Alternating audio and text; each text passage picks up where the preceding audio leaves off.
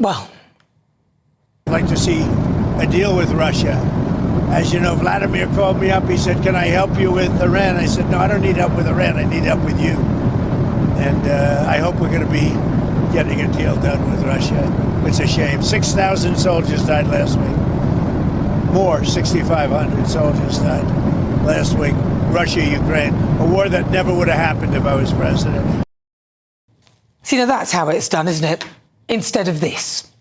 I was chief prosecutor for 5 years, and one of the things that I learned then was if you're going to smash a gang that's driven by money, follow the money. So that small boats being stored or transported in Germany can be seized, disrupting the route to the UK.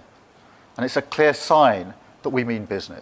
Through pretty well all of the international engagement I've done, all the meetings I've had, the country we've done deals with. We've done deals with countries in the last 12 months that many people thought it was not possible to do deal with when it came to immigration. Yes, all very statesmanly, Keir Starmer escaping this country because of the mess he's making and then later admitting that he's taken his eye off the ball because of all the foreign away days. This is how a press conference, Keir, should be. Opening the floor for almost 90 minutes to any journalist in the room who wants to ask the question. You said that Europe is being crushed by mass migration. Immigration, Europe has a tremendous problem, and we do too, but we've sealed our borders. We have nobody coming in. We have a lot of unhappy farmers in this country at the moment, and I'm sure the Prime Minister won't thank me for raising this. We've had changes to inheritance tax, which mean a lot of farmers feel they're going to lose their farms when they die or their father dies. How important are farmers to a country? I love our farmers.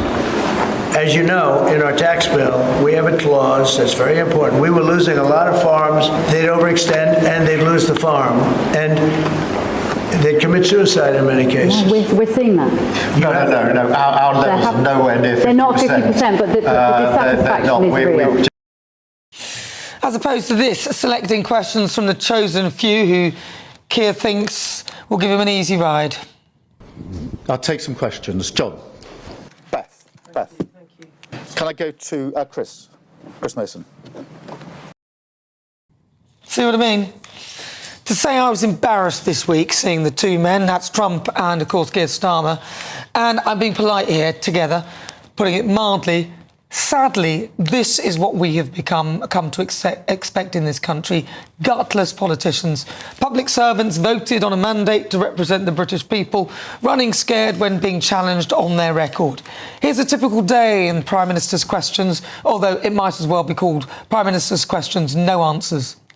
Everything he has said this afternoon is total nonsense. Obfuscation, avoiding the question. He doesn't have any answers. It's disgraceful. I asked him, Mr. Speaker, about the two-child benefit cap. He's talking about the Kremlin. He's saying everything he can to distract from the mess he is making of our economy. Here's our London Mayor running scared. Mr. Khan, I'm a Westminster City Councillor. I just wanted to ask you on your thoughts on knife crime going up by 60% in the past 2 years. No, this is the Met thing. Knife crime 60% up, and you don't care. Nothing to say? Nothing to say? Nothing to say about knife crime going up? 81,000 phones stolen? Nothing, you don't care? If you want to write in, they say. Great.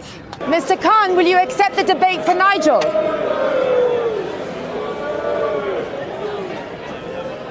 He's being booed as we go inside. So I asked him, he wouldn't speak to me about a 60% increase in knife crime in our city in 2 years. Pathetic, isn't it? I agree with Donald. I'm not a fan of your mayor. Why not? I think he's done a terrible job, the mayor of London, but a nasty person. He's a friend of mine. Yeah, he's a friend of Keir's. Yeah, like Jeremy Corbyn was your friend, mate. You dropped him like a hot stone. It was cringeworthy.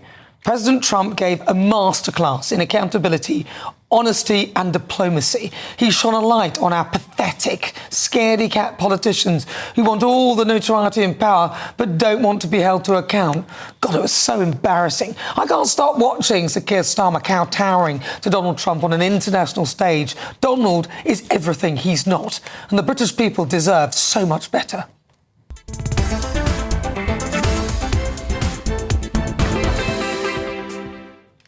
So joining me now to discuss my niggle, former editor of the Labour list, Peter Edwards.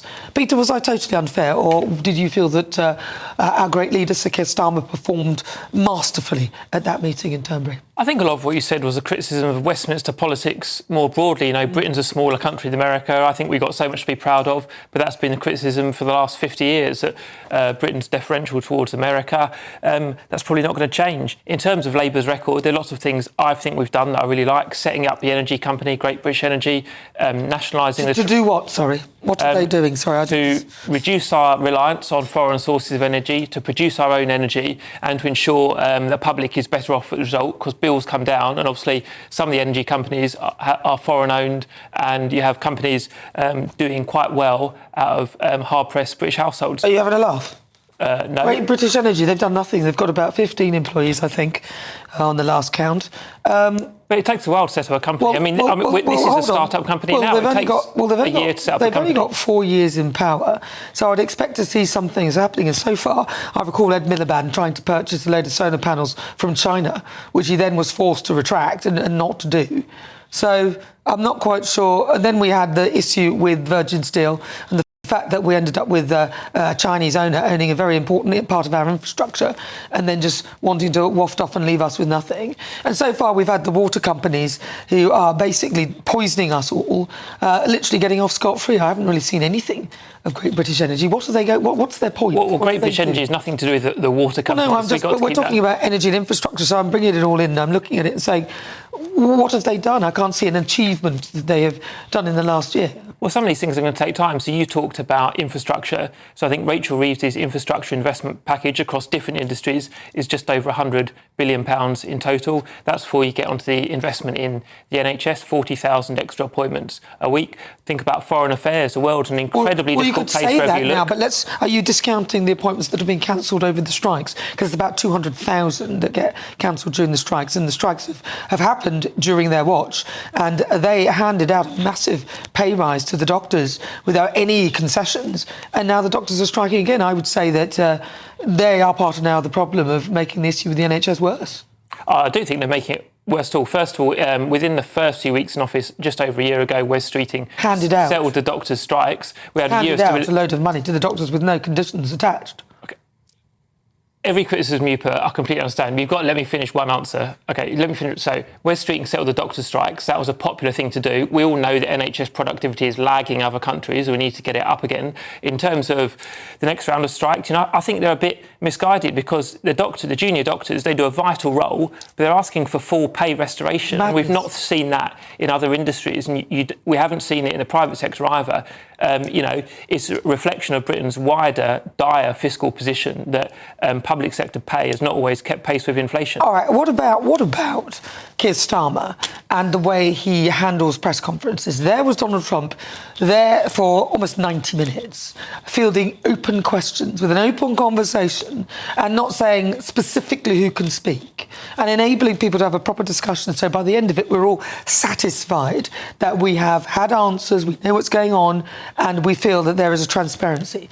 Keir Starmer, on the other hand, selecting Beth Rigby, Chris and the BBC, so often leaving out GB News, and and these press conferences are very short, and we don't even get any real answers.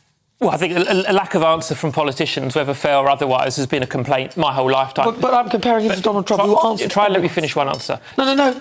I will let you finish, but I'm being specific and I'm wanting an answer for that. So I'm saying, but Donald Trump was given specific questions he answered. Keir Starmer, on the other hand, answers anything. Trump has banned some journalists from the White House, and there's no equivalent of Prime Minister's questions in America. Keir Starmer is critiqued very robustly by the House of Commons every week in term time. Trump doesn't have anything like that. Yes, Trump gives these occasional freewheeling press conferences. He's also occasionally very insulting to journalists. And of course, Keir Starmer has Downing Street press conferences, he has PMQs, and he has the liaison committee, just as Cameron did, just as Blair did. Whether you agree with what they're saying or not, but there's a model of accountability in Britain that is very strong.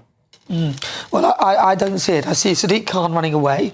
I see Keir Starmer never answering any question. He is a master in obfuscation, and it's very disappointing. Peter Edwards, we're going to have to leave it there. Really good to talk to you. Thank you. even though I probably did most of the talking.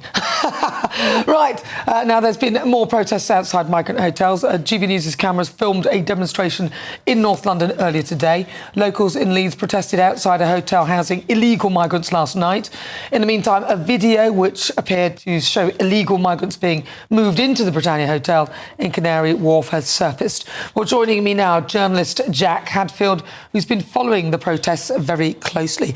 So, Jack, what can you tell us about the protests? Which ones have you been following and what have you seen? Yes, well, I've been at Epping, obviously the Britannia Hotel, as you just mentioned. I've just come back from the Thistle City Hotel in Islington, where Ben Leo was reporting for GB News earlier. That got a little bit tasty. There was an Antifa clashing with police. It's the hottest protest I've seen so far, and it's not surprising to me that that kind of level of violence actually came from the left, where the protests I've been across the country, Norwich as well, down in Waterlooville, just north of Portsmouth. The people who have been concerned about these asylum hotels have been very peaceful. I was just in Stanwell near Heathrow Airport on Thursday night, where this was the first protest of that, because they've just discovered that this hotel has been turned from mixed-sex accommodation to single-sex, men only.